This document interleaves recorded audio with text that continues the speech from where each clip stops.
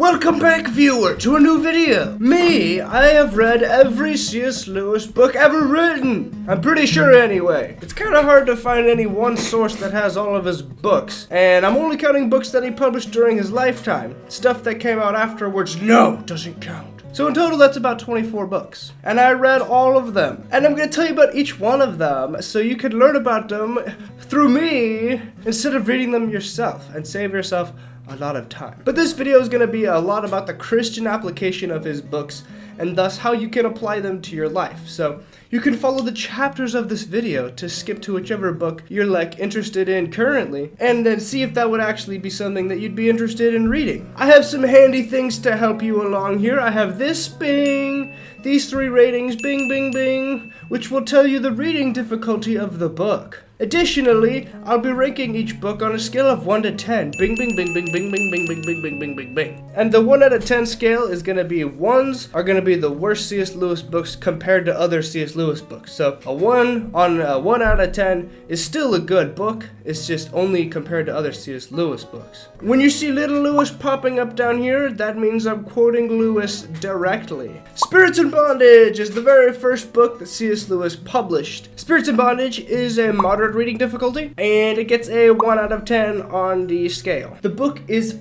just poetry. A lot of the poetry that he wrote while serving in the Great War, which is also known today as World War I. The interesting thing about Spirits in Bondage is it's the only C.S. Lewis book you will find written by Lewis while he was still an atheist. And so he came out of the Great War, and this book, Spirits in Bondage, was published in 1919, making Lewis around 21 years old. That's interesting because in that time it was more common for authors to wait longer before publishing their works. And subsequently, Spirits in Bondage kind of flopped. So C.S. Lewis's mentor pushed him to publish it, and he did, but it flopped. So Lewis would wait over 10 years before publishing anything again. Spirits in Bondage is about beautiful things he witnesses while walking around through France, but it's also him commenting on the harrowing nature of war and a lot of the thoughts he's going through. The thoughts that would probably go through your mind if you were a 19, 20-year-old atheist serving in the First World War.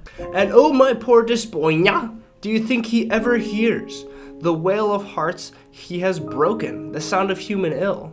He cares not for our virtues, our little hopes and fears. And how could it all go on, love, if he knew of laughter and tears?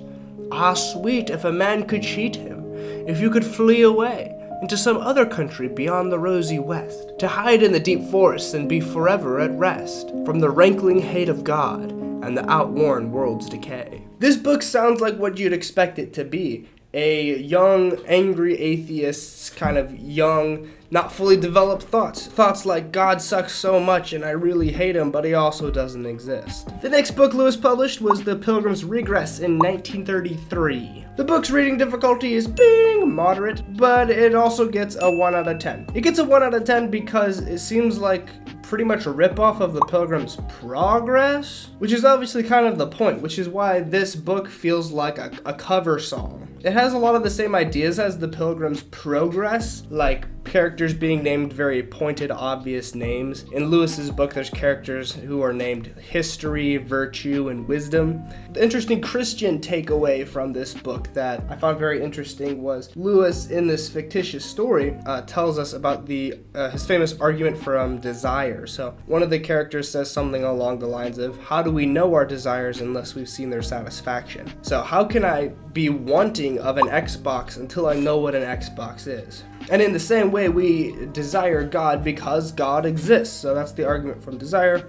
Very interesting. Out of the Silent Planet is the next book. The reading difficulty is moderate, and it gets a 6 out of 10. So it's actually a really, really good book. But there are just some books that Lewis wrote that are even better than this. This book really helps answer this Christian question of, what if we found aliens? And I remember being a lot younger, and I think this comes from growing up in extreme Protestant America, where I'm like, if aliens existed, that would disprove Christianity. But I don't really remember my train of thought how I got there, because yeah, they wouldn't have a Bible, but the Bible isn't the key to getting to heaven. The key is Christ, and Christ is God, and anyone is capable of knowing God. For example, we know this when, like, back in history, Christopher Columbus and all those people, they came over to the New World, and all the Indians had an idea of spirits and of God. Their theology didn't recognize, nor did they realize, because they'd never heard of the historical Jesus, but they believed in God. And so when you go visit aliens, as happens in this book, the protagonist Ransom, he finds that they all believe in God. And he finds out that Mars, which is the planet he's taken to, and he meets these aliens, is a not fallen world. So in comparison with Earth, Earth is the silent planet that Ransom comes out of the silent planet. He learns that his planet is the only one in the solar system that is a fallen world, and it's kind of guarded by the dark Eldiel, which is essentially Satan. The interesting thing is these other worlds that had not yet fallen, these alien worlds, they didn't have a physical Christ because there was no need for Christ to take physical form because the fall didn't happen. But they believed in God and didn't contradict any of the stuff that Ransom was telling them about earthly Christology. Out of the Silent Planet, great book to read for questions about universality of morality, how to come to God without the Bible, and to the question, what's the Christian response to aliens? The problem of pain. Reading difficulty is difficult. This one's not easy. And it gets an 8 out of 10 on the Lewis scale. I love the problem of pain because the problem of pain is the single most age-old question for Christians. It's just that it's not even really an argument. It's I suppose this contradiction. So Christians claim that God is all good and all powerful, but evil exists. So if he's all good, why does he allow evil to happen? And that's the exact question that Lewis is going to tackle in this book. If God were good, he would wish to make his creatures perfectly happy. And if God were almighty, he would be able to do what he wished. But the creatures are not happy, therefore God lacks either goodness, power, or both.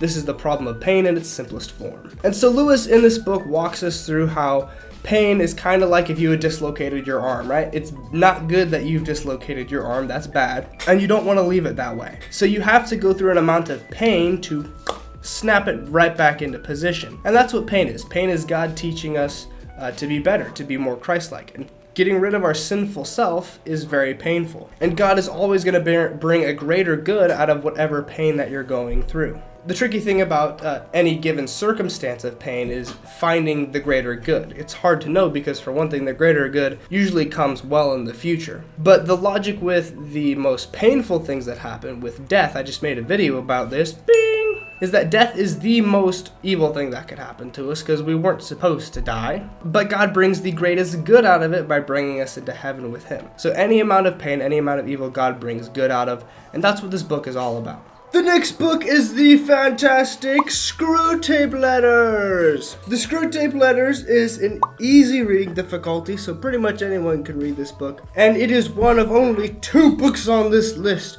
that I give the mighty 10 out of 10 rating. The Screwtape Letters is about a guy named Heckin Screwtape, and Screwtape writes to his nephew, whose name is Wormwood, and Wormwood's job is to tempt a human in our world. I'm currently rereading the Screwtape Letters, and something I've noticed after reading all of the C.S. Lewis books is that I think C.S. Lewis is in the book, and I think C.S. Lewis is the guy who's getting tempted. At some point in his life, it's C.S. Lewis. And Lewis does this because in books like Narnia is all in the real world. So like Aslan in the last battle kind of reveals everything and reveals that he was over England just as much as Narnia. And pieces of the Screwtape Letters are in Lewis's autobiography. For example, Screwtape writes in this, he's like, keep your patient in ultimate confusion about the war. Then if you read C.S. Lewis's autobiography, Surprised by Joy, he talks about the fact that his perspective towards the war was they can have my body, but they can't have my mind. He was in confusion. He didn't want to think about who was right or wrong. Another similarity is that Screwtape was appalled when in the book the person meets other intelligent Christians. And meeting other intelligent Christians was a huge turning point in C.S. Lewis's life when he met Christians like J.R.R. Tolkien, who this book is dedicated to. But Tolkien consequently didn't even like this book. He thought it was diving too deep into the mind of the enemy, which is unfortunate. Some of my favorite quotes from this book follow. And remember, this is writing from the perspective of a demon. All extremes except extreme devotion to the enemy, being God, are to be encouraged. It is funny how the mortals always picture us as putting things into their minds. In reality, our best work is done by keeping things out. The Screwtape Letters is a phenomenal book that will help you reevaluate your prayer life, your relationship life, and open your eyes up to ways that you were letting the demons in and ways that you were sinning and you didn't even realize. And it'll make you a better person. The next book on the list is Mere Christianity. Bing, bing, bing. Reading difficulty, moderate. And it is the second of only two 10 out of 10s. Mere Christianity is a must-read for a Christian apologist after finishing the Bible. That's the first place you gotta go, is this book. This book is also who I have to thank for my most popular video on the channel. It's all about Lewis making the case for Christ without the Bible. And in a lot of cases, an unexperienced Christian, when defending the legitimacy of the resurrection, will have to resort to saying, well, it's in the Bible. And so saying the Bible is true, thus X belief is true. The difficulty with that is that makes the Christian have to defend the entire Bible, which is too much information, too much words, too much to be able to defend every passage of the Bible. What Mere Christianity does is it takes you from a place of unknowledge where you don't know anything, and without citing the Bible, it makes the case for Christ. It kind of Thomas Aquinas for cause and effect for God's existence, and then it uses the moral argument to explain why we should and should not do things, and why we have a moral code that is objective and written on our hearts, and then why we must have a savior to save us.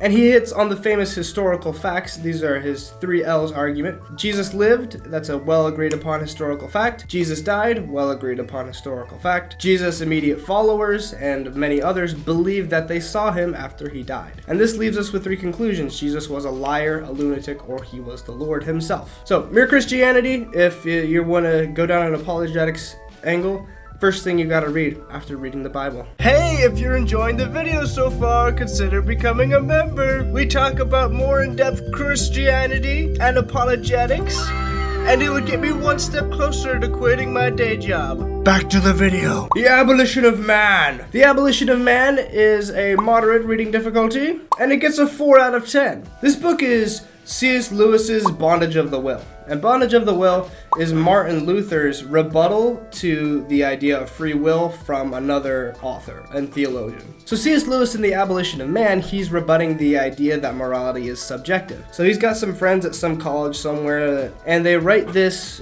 book about morality and it being subjective. And Lewis says the only nice thing I have to say about these people is that they sent me a free copy of the book, and he says everything else sucks. The book sucks, it's all terrible. He just absolutely dismantles the idea of subjective morality and advocates for an idea called the Tao, which is compatible with Christianity, but it's not fully historically in line with Christianity. The Tao is a Chinese idea that an objective morality kind of flows through all of us, which if you read Mere Christianity is absolutely the case, that we all have a sense of objective morality. Lewis doesn't argue for Christianity in this book, he just argues for the societal necessity of objective morality. Next we have Perelandra, which is the second book of Lewis's Cosmic Trilogy series, which is coming as a sequel to Out of the Silent Planet. Perelandra is a moderate reading difficulty, and it gets a 6 out of 10 score. And in this book, our protagonist goes to the planet Venus, where he meets a woman, and he's like, bring me to your people, and she's like, well, there's me, and there's one other guy, and that's it. And Perelandra is like our world before the fall. It just has essentially their own Adam and Eve, and that's it. There's no other people. And Ransom's purpose for being sent to Venus was that the antagonist from the first book, he pulls up and he's possessed by Satan or the devil or something, and he tries to get the woman to fall into sin. And the way he does this is one of the most sly lies that I could ever see concocted. It was very impressive. He lies to the woman by mixing in some 90% truth, but then a little twist at the end of falsehood. He explains to the woman that God wants her to disobey one of his orders. And the reason that God wants her to do this is because he wants a relationship with a creature with independent thought from his own. And he can't ask the woman to do this, because if he did, then that woman would be obeying him. The 90% truth there is the relationship with a being that is not himself. God, yes, does want that, but no, he does not want you to disobey him, because he can only command you to do good things. Perelandra is a fantastic book that will really help you get your mind around a lot of the doctrines of the fall So super applicable to that from a Christian perspective. That Hideous Strength. Reading difficulty? Difficult. And it gets a 2 out of 10 because, in my opinion, it kind of sucks. The book is completely different from the first two in the trilogy. It almost seems as though the third book was written by a different author. It has very little Christian themes. One of the weirdest things about it is that out of nowhere in That Hideous Strength, Lewis uses a ton of F-bombs for his characters because he's trying to write to an adult audience for whatever reason, which to me seems pandering to a bad audience because he's written a lot of good stuff that a lot of adults enjoy without randomly putting in tons of F-words. And yeah, I've read all of his stuff and he never uses bad language until this one. It's just kind of out of left field for some reason. And the weird part about That Hideous Strength is that Lewis is constantly referring to Numenor. Why is that interesting? Why do you recognize the name Numenor? Well, because maybe you've watched Amazon's Rings of Power, which is based in Numenor. But wait, that came out like 2 years ago. How did Lewis know about Numenor? Well, because in 1977, The Similar Alien was published, which is a prequel to all of the Lord of the Rings world. It's just universe building. But wait, that came out after Lewis and Tolkien died and was assembled by his son Christopher Tolkien. Okay, we gotta back this up even further. Well, The Fellowship of the Ring was published in 1954, and if you remember, Aragorn is a Numenorian. You cannot be 80. 87. You are one of the Dunedain, a descendant of Numenor, blessed with long life. And that's why he lives so long, because Numenorians live hundreds of years. They're not immortal, but they live a very long time. But wait! The Fellowship of the Ring was published in 1954, and That Hideous Strength was published in 1945, 9 years earlier. So how does Lewis know about Numenor? It leaves us to conclude that Tolkien and Lewis talked a lot behind closed doors that we don't know about. And he knew about Tolkien's universe long before we did. Why exactly Numenor is relevant to the book is not exactly clear. I mean, there's also the wizard Merlin from like ancient folktales. He like comes back to life for some reason. The only Christian theme I could find in the book is that the woman named Jane is taught to submit to her husband, as though that was a solution to something that it seemed like it shouldn't be the solution to. Which is definitely an interesting thing, but it was just kind of offhanded. And The Great Divorce! This book is a 9 out of 10 because it is awesome. Reading difficulty? Moderate. One of my favorite quotes from The Great Divorce, I can pretty much quote it by heart. It just says that there are only 2 types of people in the end. Those who say to God, thy will be done, and those to whom God says, thy will be done. And The Great Divorce is all about the idea that, can you get out of hell? Why are people in hell? And the people who are in hell in this book are in hell because they chose to be there. And they're given every opportunity to leave. Angels come and ask them to leave, but they say, it's gonna hurt because we have to change you from your sinful, prideful self into a good self so you can come enter heaven. And none of them ever want to make that leap. Well, some of them do, but most of them don't, and that's why they're in hell. Which is what hell is a separation from God's love. So in a sense, it's God saying, fine, you don't want to be with me, I'm not going to force you, but you want to be with me, you have to be good, and only God can make you good. Great Divorce, absolutely fantastic book. George MacDonald Had a Farm. Reading difficulty, easy, 4 out of 10. George MacDonald is an anthology by C.S. Lewis, and I didn't know what that meant until I read the book. It was just a compilation of tons of quotes and sayings by George MacDonald that Lewis really enjoyed. George MacDonald was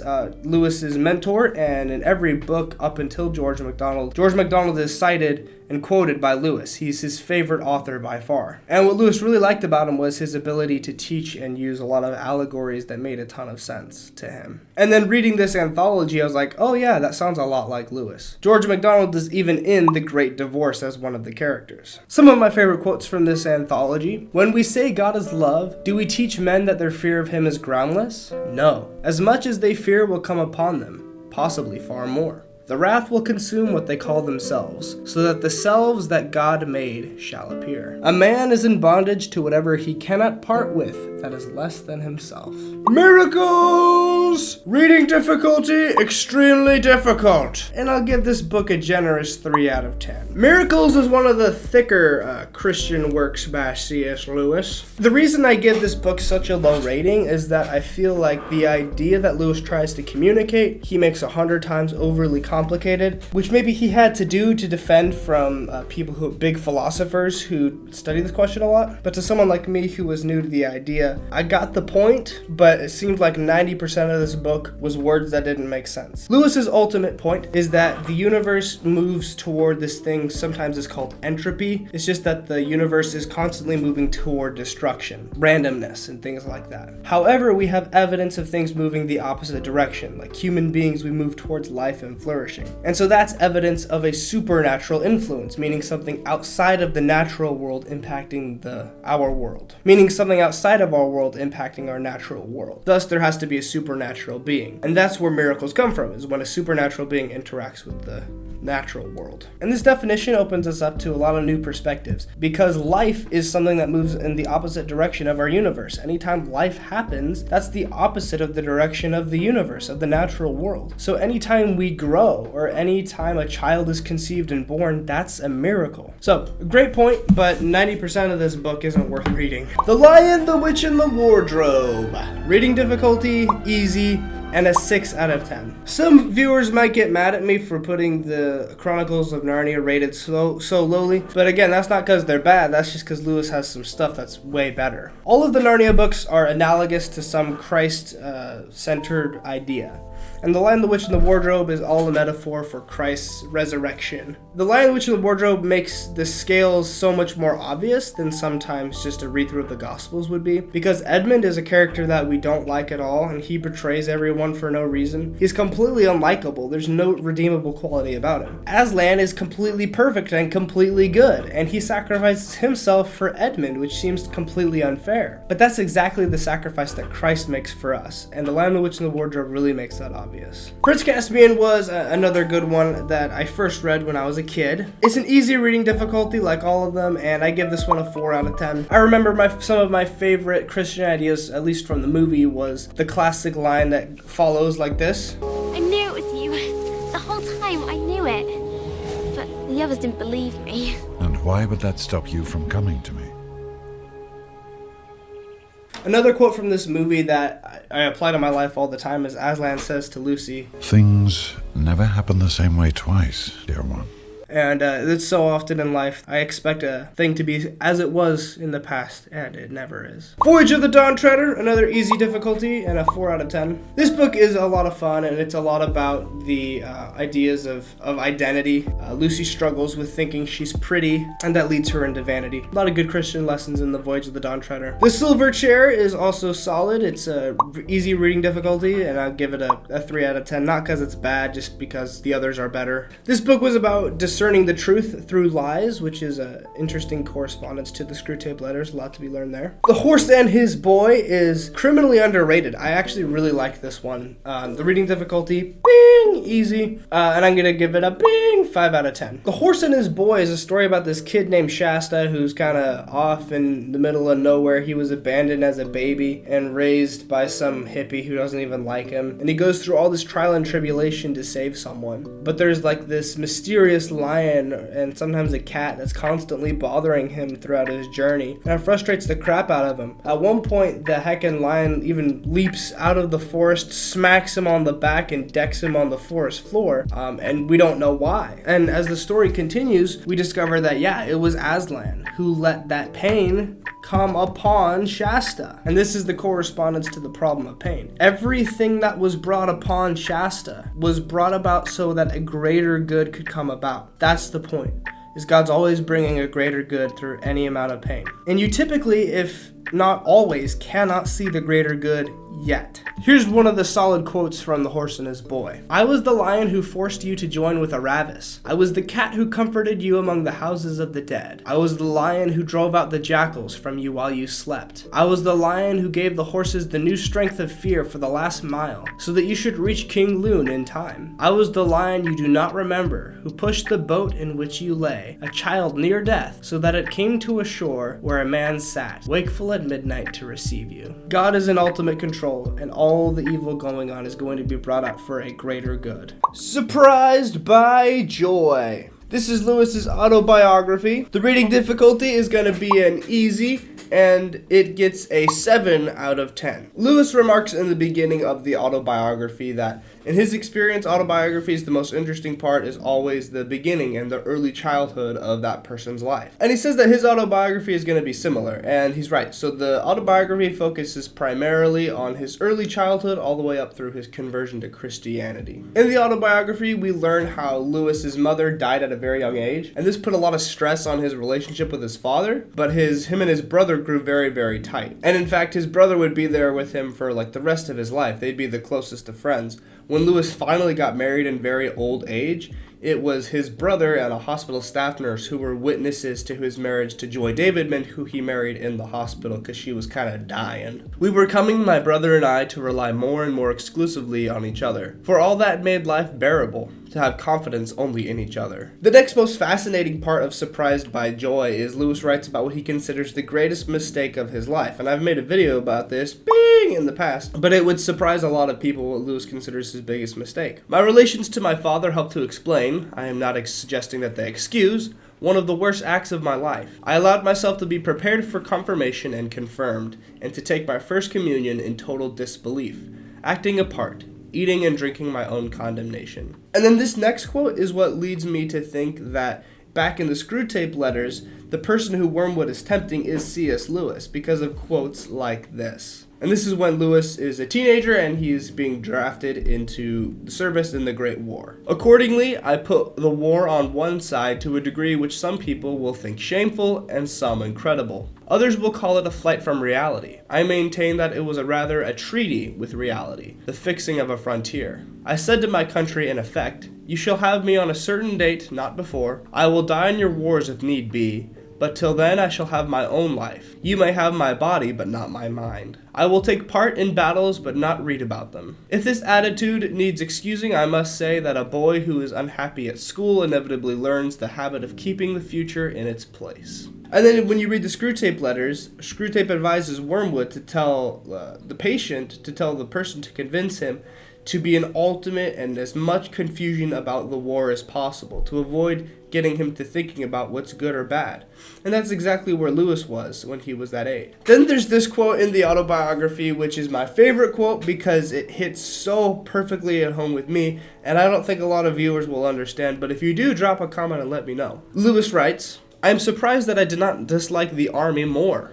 It was, of course, detestable, but the words of course drew the sting. That is where it differed from Wyvern. Wyvern was the school that he attended. One did not expect to like it. Nobody said that you ought to like it. Nobody pretended to like it. Everyone you met took it for granted that the whole thing was an odious necessity, a ghastly interruption of rational life. And that made all the difference. It reminds me of when I was in public school and everyone was like, isn't this great?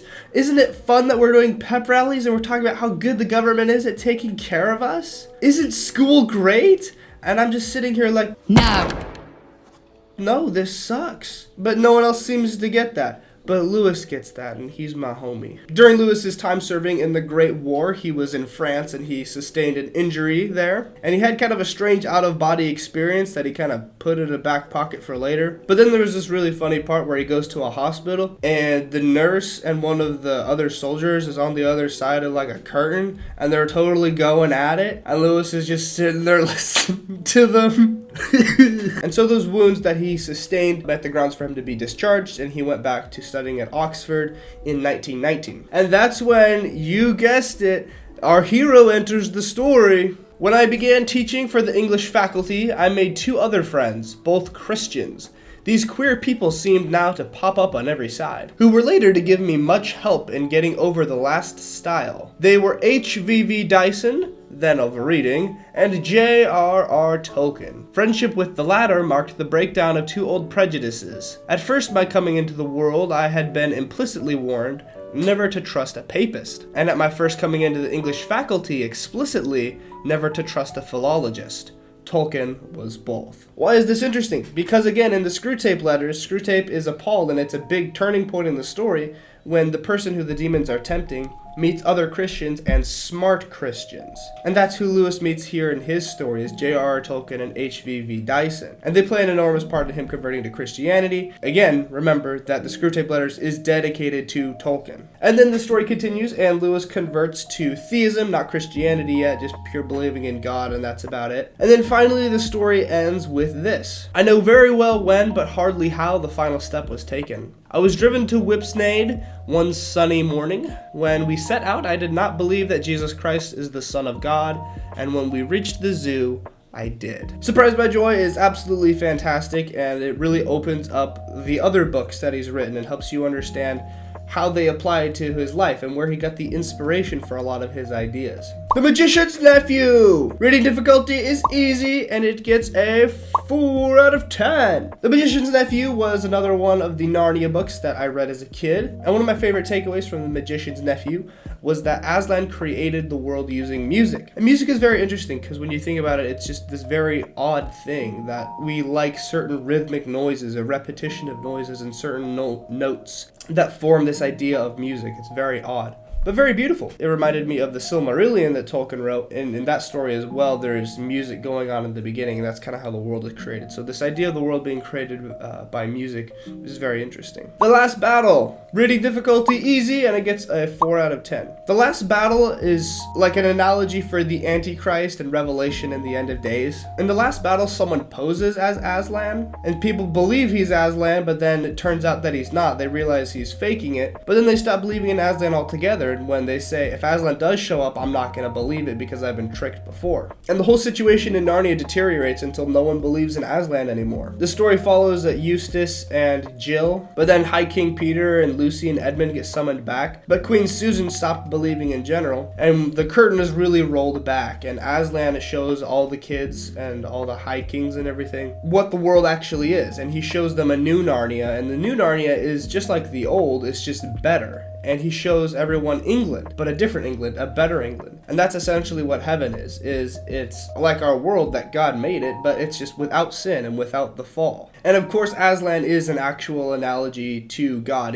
Aslan is like another form that he takes and another name that he goes by in the story and in the book. So that's The Last Battle. It's a great analogy for the end times. Till We Have Faces. This book is so interesting. I give it a difficult reading difficulty, and I give it a 5 out of 10. The thing about Till We Have Faces is I feel like I still don't fully understand it, because it is a fictitious story and it's dedicated to Joy Davidman, Lewis's wife, who you'll hear about here shortly, who Lewis ended up marrying, but she died very shortly after they were married in old age. Watch this video to learn more about that story. And I feel like there's an analogy or a metaphor or a deeper meaning in the story, but I haven't found it yet, because Lewis always has a deeper meaning, but it's usually a lot easier to spot, and I feel like I haven't spotted it yet in this story. Interestingly enough, this, I believe, was Tolkien's favorite book that Lewis ever wrote, which is interesting considering the Screwtape Letters was one of his more popular ones and was dedicated to Tolkien, but Tolkien didn't like that one. But then this one that's confusing, that one is his favorite. There's one quote in this book that absolutely sticks with me every time I think about it. It goes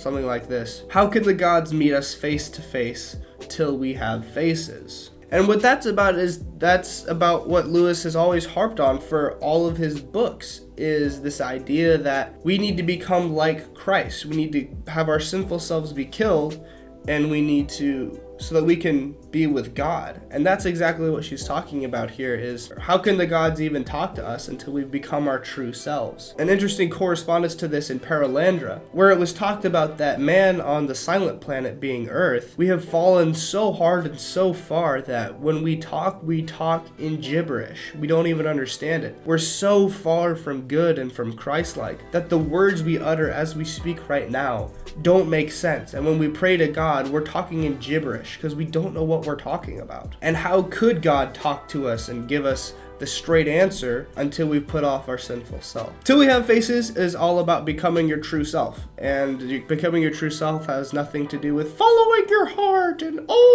It's all about you dying and becoming like Christ. And that's what this is all about. This is the law and the gospel distinction. And that's what Lewis writes that George MacDonald helped him realize, is that, yeah, you gotta die so that you can live. You are buried with Christ in baptism and raised with him again. Reflections on the Psalms, reading difficulty moderate, and it gets a 3 out of 10. The Reflections on the Psalms seems to not be the most thought out piece of work. It seems to be literally what it says, Reflections on the Psalms. It seems like Lewis was reading the Psalms and then he sits down with a piece of paper and he kind of writes his thoughts on it. It's not super deep. The interesting thing about the Psalms to Lewis, though, is the Psalms were the only piece of the Bible that, while he was an atheist, he actually still found interesting. So he liked the Psalms even when he was an atheist. And in this book, he helps kind of get my head around a couple of ideas. One of them being that when we look at sacratology, it's supposed to be the unification of a physical and a spiritual thing. Just like on Easter, a kid can perfectly understand that we're going to go to church and talk about the resurrection of Jesus, but we can also go collect candy and do like an Easter egg hunt. The two ideas aren't separated for him. And in the same way, we sinful people separate things that should not have been separated. And just like the Israelites in the Old Testament, they were not supposed to separate the forgiveness nature and the physical nature of their sacrifices, of their animal sacrifices, but they did. And so that's one of the traps we fall into, is we separate two things that are supposed to be together. Another interesting thing is that in the Old Testament and in the Psalms, Lewis comments on how Judgment Day is viewed as a good thing, and the Jews are excited for Judgment Day because they feel like they've been wronged, and Judgment Day is the fixing and the correcting of that. Which nowadays, modern Christians, we kind of fear Judgment Day. We're like, that's the end times. There's even memes on the internet of the only sound Christians fear, and then it's a trumpet noise. And the trumpet noise is the sounding of one of the 7 trumpets, which is to kind of say, all right, the end is here, you little sucker. The Four Loves. The Four Loves is about the Greek word for love and how there's 4 of them, and each one of them means something slightly different. In English, we only have one word for love, which kind of puts a constraint on us, but in Greek, there's 4 different words for love. In Greek, agape means like godly love, unconditional, perfect love. Philia means friendship kind of love, friends with you, love with your homies. Storge means family love, love for your parents or children. And eros means romantic love. Sexual love. No? And Lewis just talks about those 4 different words for love and how it's so important to draw distinctions between them. One of my favorite quotes from this one, when we're talking about agape, the godly love, is this: "The doctrine that God was under no necessity to create is not a piece of dry scholastic speculation. It is essential." We need to literally understand that existing itself, God was under no obligation to do that. The Four Loves, a really helpful book for understanding the 4 different kinds and words for love in Greek. A Grief Observed. Reading difficulty easy, and it gets a 7 out of 10. Congratulations if you have made it this far to the last book that Lewis published during his lifetime. A Grief Observed was originally published under a pen name, which is interesting because Lewis's first book was also published under a pen name. A Grief Observed is about the truly tragic story of Lewis's wife. Again, watch this video to learn what that story was like. Essentially, Lewis married a divorcee with 2 children, and the church originally wouldn't approve of that because they didn't believe in marrying people who were divorcees. But Joy Davidman, she had to flee an abusive situation with her husband, who was physically abusive to her and her kids. There's a foreword written by Lewis's stepson about how there were very few people who could ever talk with C.S. Lewis on an intellectual level and match him. One of those few people was, of course, Tolkien, but one of the others was Joy Davidman. But of course, it was very hard for them to get married because the church wouldn't approve of it, and of course, Lewis and Joy Davidman were very devoutly Christian. But eventually, Joy got very, very sick, and on her deathbed, Lewis called in a favor from a clergyman that he knew pretty well, and he gave them the sacrament of marriage. Lewis and Joy Davidman, and the 2 witnesses there were Lewis's brother, who was with him from the beginning and with him to the end, and a hospital nursing staff. And by the grace of God, Joy actually recovered and was well for a handful of years. And that was Lewis's first marriage. He married in like his 50s or 60s. He was very old. And then Joy Davidman, the cancer returns and she dies. And so A Grief Observed is just like pieces out of Lewis's journal where the emotions range dramatically from just like this painful rage of writing in the middle of the night and expressing his torment, to in another chapter he'll express, wow, the joy and the greatness of this woman's life. It's really handy for people who are going through grief. It really humanizes Lewis. He writes about how he doesn't question his Christian convictions, but he struggles with the question of why. Why did joy have to be taken from him? Which of course there's a logical answer to, but the logical answer doesn't really make that emotion go away. If you made it this far in the video, comment mustache to let me know that you made it. Let me know your favorite C.S. Lewis book, all that kind of good stuff. And until next time,